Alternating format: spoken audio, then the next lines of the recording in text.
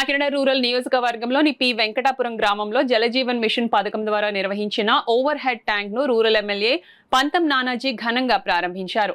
ఈ సందర్భంగా ఇంటింటికి కుళాయి నీటి కనెక్షన్లకు సంబంధించిన శిలాఫలకాన్ని కూడా ఆయన ఆవిష్కరించారు. ఈ కార్యక్రమంలో ఎమ్మెల్యే పంతం నానాజీ మాట్లాడుతూ గ్రామీణ ప్రజలకు స్వచ్ఛమైన త్రాగునీటిని అందించడం ప్రభుత్వ ప్రధాన లక్ష్యమని తెలిపారు.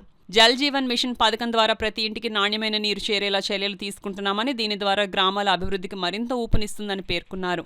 ఈ కార్యక్రమంలో కూటమి నాయకులు పెంకె శ్రీనివాస్ బాబా, పెంకె సోమరాజు, కడలి ఈశ్వరి, నందిపాటి త్రిమూర్తులు, మాదారపు తాతాజీ, సతీష్, నందిపాటి శ్రీనివాస్, స్వాతి, హేమ, పాల సత్యబాబు, బాల పాల్గొనగా సంబంధిత శాఖల అధికారులు కూడా హాజరయ్యారు. గ్రామ ప్రజలు ఈ పథకం అమలుతో తమ తాగునీటి సమస్యలు శాశ్వతంగా పరిష్కారం అవుతాయని ఆశాభావం వ్యక్తం చేస్తూ ఎమ్మెల్యేకు కృతజ్ఞతలు తెలిపారు. నాయకులు ఎవరన్నా మా దృష్టికి తీసుకొచ్చిన సమస్య పరిష్కారం గతంలో డాక్టర్ సమస్య తీసుకొచ్చారు, దాన్ని అమ్మటే పరిష్కారం చేసి తగిన రీతిలో ఎవరికి తీసుకెళ్ళాం.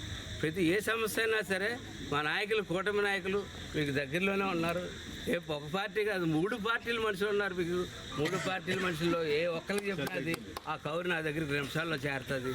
ఆ పని మీ సక్రమంగా ఆ పని మేము పూర్తి చేస్తామని చెప్పి హామీ ఇస్తూ, అలాగే ఈ మంచినీరు ట్యాంక్ నిర్మాణానికి చేపట్టిన డిపార్ట్మెంట్ వారు సకాలంలో అందజేసి చేసినందుకు డిపార్ట్మెంట్ వారు కూడా ధన్యవాదాలు తెలియజేశారు. ఎందుకంటే గత ప్రభుత్వం తాలూకా బిల్లులు ఒక నీడలో వర్కులు చేసేసి కాంట్రాక్టులు చేసేసి ఆ బిల్లులు ఇవ్వక చాలా ఇబ్బంది పెడతా ఉంటుంటే వాళ్ళకు కూడా బిల్లులు పార్టీలు చూసుకోకుండా పార్టీ రహితంగా పవన్ కళ్యాణ్ గారు బిల్లులు చెల్లించి వాళ్ళందరితో పనులు మొదలుపెట్టించి వాళ్ళు పనులు చేస్తూ ఉన్నాం.